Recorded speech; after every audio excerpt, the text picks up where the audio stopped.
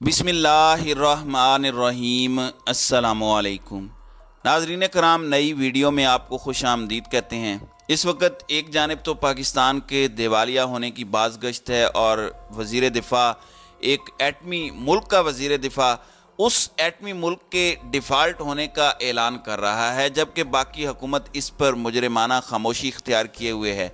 इस सब के अंदर अब मामला इस से बहुत आगे निकल चुका है। एक जानिब तो आलमी ताकतों का इस सब के अंदर क्या असर रसूख होने जा रहा है वो बहुत ज़्यादा इम्पोर्टेंट है, जबकि दूसरी जानिब चीन भी मैदान में कूद पड़ा है।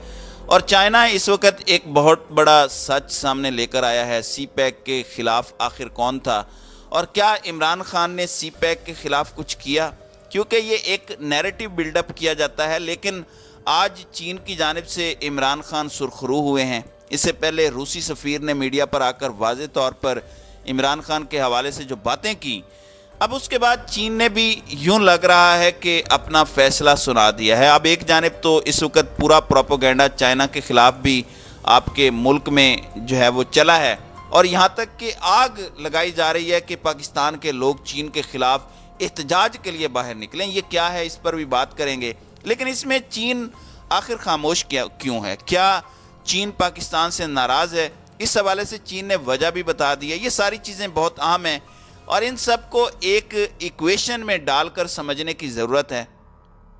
आपको पता है कि किस तरह से रजीम चेंज ऑपरेशन हुआ और उसके बाद पाकिस्तान के दोस्त ममालिक ने उस नई हुकूमत जो कि कोई मैंडेट लेकर नहीं आई और एक रजीम चेंज ऑपरेशन के ज़रिए पाकिस्तान के अंदर इंस्टॉल की गई इम्पोर्टेड रजीम चेंज ऑपरेशन था। उसके बाद बहुत से पाकिस्तान के दोस्त ममालिक ने अपना हाथ खींच लिया। उसकी एक वजह यह भी थी कि इस गवर्नमेंट के पास कोई पब्लिक सपोर्ट नहीं है, ये गवर्नमेंट स्टेबल नहीं है, इस गवर्नमेंट के खदोखाल वाजे नहीं है, इन्होंने कब तक हुकूमत करनी है, इन्हें अपने घर में किसी आदमी की सपोर्ट हासिल नहीं है।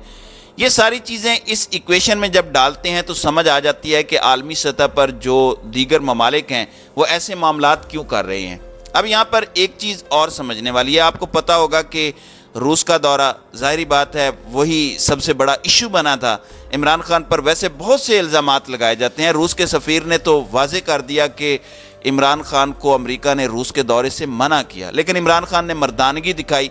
ये उनके एग्जैक्ट अल्फाज हैं जो उन्होंने टीवी पर आकर पाकिस्तान मेन स्ट्रीम मीडिया पे बैठकर बताए कि इमरान खान मर्द था और इमरान खान ने अपने आप को एम्बेरस नहीं किया कि अमेरिका की बातों में आकर अमेरिका के नीचे लग जाए। और साथ ही साथ उनके हवाले से ये स्टेटमेंट भी आई। उन्होंने कहा कि अगर अंदरूनी मामलात ना होते इमरान खान के खिलाफ, घर से बगावत ना होती, मीर जाफर मीर सादिक ना होते, अगर अंदर से इमरान खान को कोई प्रॉब्लम ना होती तो इमरान खान की हुकूमत कभी ना गिरती।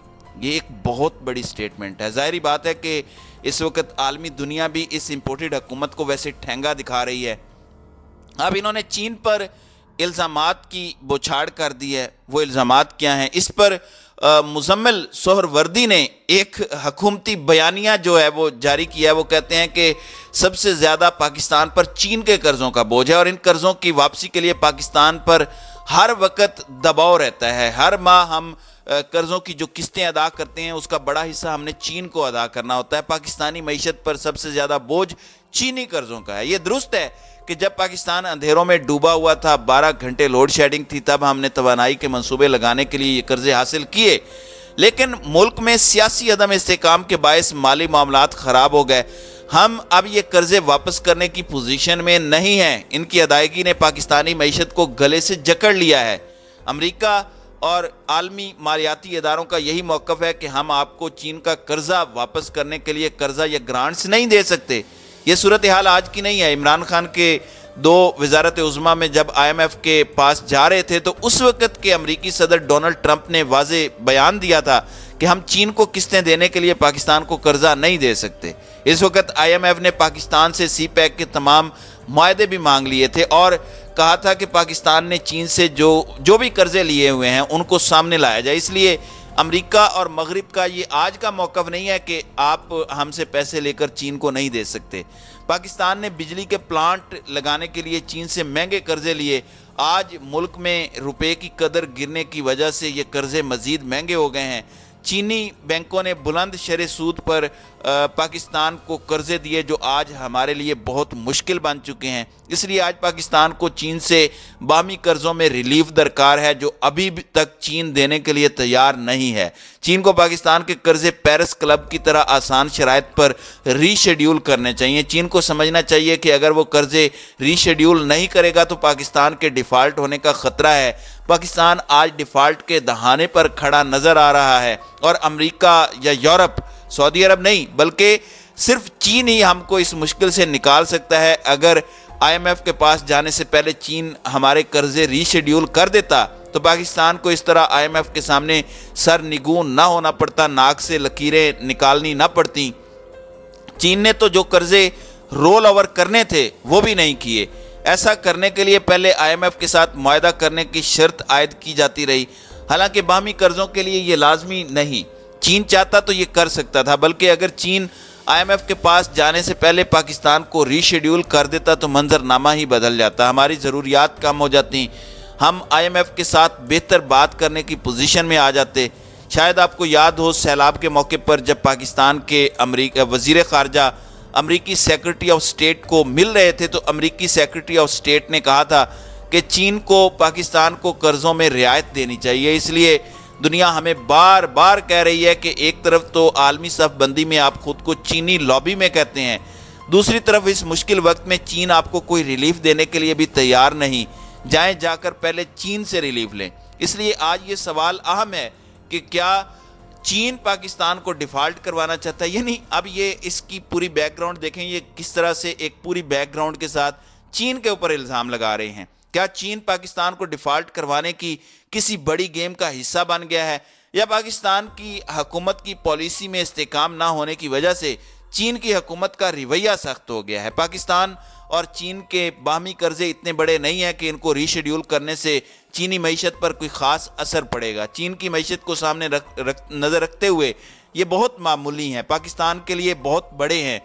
जो लोग श्रीलंका के डिफ़ॉल्ट की मिसाल देते हैं उनको भी ये समझना चाहिए कि श्रीलंका भी चीन के कर्ज़ों की वजह से डिफ़ॉल्ट हुआ था। तब भी मगरिब का यही मौक़िफ़ था कि चीन के कर्ज़ों की वापसी के लिए श्रीलंका की मदद नहीं की जा सकती, लेकिन मुश्किल हालात के बावजूद चीन ने श्रीलंका को भी कोई रिलीफ नहीं दिया।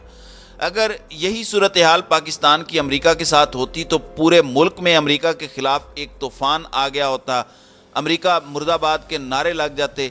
लेकिन अजीब बात है, कोई चीन के कर्ज़ों के बारे में बात करने के लिए तैयार नहीं है। ये भी चीन की कामयाबी है, वो अपने बारे में बात ही नहीं होने देता। लेकिन आज वक्त आ गया है कि चीनी कर्ज़ों और चीन से दोस्ती के बारे में बात की जाए।